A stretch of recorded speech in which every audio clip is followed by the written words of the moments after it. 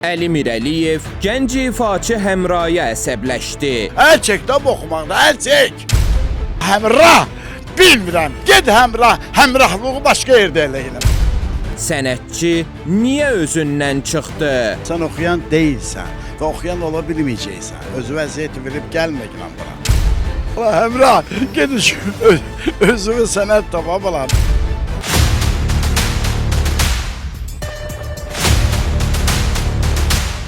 Videoya keçməzdən öncə bu cür videoların davamının gəlməyini istəyirsinizsə, videonu bəyənməyi və bildiriş butonunu açmağı unutmayın. Əli Mirəliyev gənc ifaçı Həmraya əsəbləşdi. Əl çək də oxumaqda, əl çək. Həmrah, bilmirəm, ged həmrah, həmrahlığı başqa yerdə eləyinəm. Sənətçi niyə özündən çıxdı? Sən oxuyan deyilsən və oxuyan ola bilməyəcəksən. Özü vəziyyəti verib gəlməklə bura. Ulan Həmrah, ged özünü sənət tapa balar.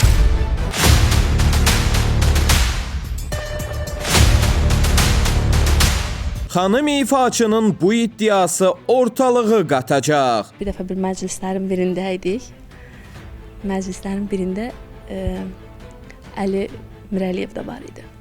Orada məsələn mən yaxınlaşmışdım ki, yəni onun məsələn mən onu uşaqlıqdan bu tərəfə həmişə savadlı bir insan kimi görmüşəm.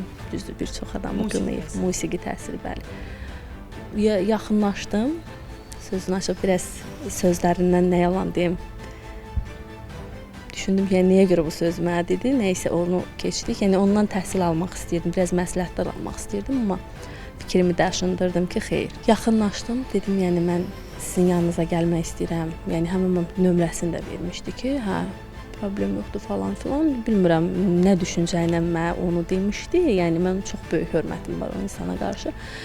Sadəcə olaraq belə geyinib yanıma gəlmə. Biraz yəni gözəl göyçək qızsan. Bu nədir? Qapalı. Mən də həmişə belə geyinirəm də. Yəni geyinmə bu cür sevirəm.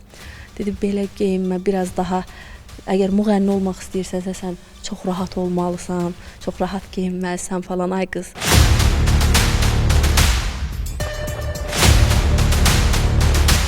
İddialara cavab gecikmədi. Mən bir bunu qonaq aparıram özümə evimə. Mən oxumaq öyrədirəm. Burada işlədiyim pavilyon. Bura dəvət edə bilərəm onu. Hara dəvət edə bilərəm? Qaçınca Moskvaya dəvət edəcəm onu. Hara dəvət edəcəm? Bu nə deməkdir? Siz fikriniz Tutarı bəy, əziz müğənniciklər, siz batmısınız, sizi ekskavatorla belə qazıb çıxardacaqlar, aparıb atacaqlar bir zibilliyə. Sabah deyə əlim evinə dəvət edib, 1000 dənə söz deyər, bunlardan xata deyir bunlardan. Oxumaq yoxdur axı, başqa yollarla bunlar adama şey eləyirlər, xod tapırlar da. Gələrsən, yəni açığı belə mən də nömrəsini götürdüm, dedim ki, inşallah mən sizlə əlaqə saxlayaram. Amma yəni əlaqə saxlamadım.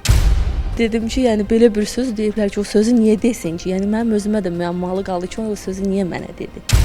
Sonra üst tutdum başqa bir xanım müəllimənin yanına.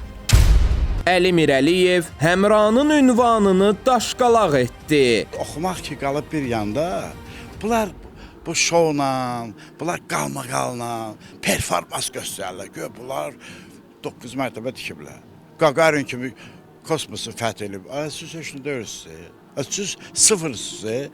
Ona görə də siz qalmaqalla gəlib xarici maşınlar sürürsünüz. Nə bilim, evləriniz, nə deyirlər, indiki villalarda yaşayırsınız. Bax, xanımlar, kişilər, bəylər, bilin ki, biz hamısını bilirik. Müğənniləri görürdüm. Fikirləşdim ki, məndə niyə olmasın? Gedim başqa, düzdür, dinlədiyim başqa mahnılardır, amma ifa elədiyim tamam fərqli.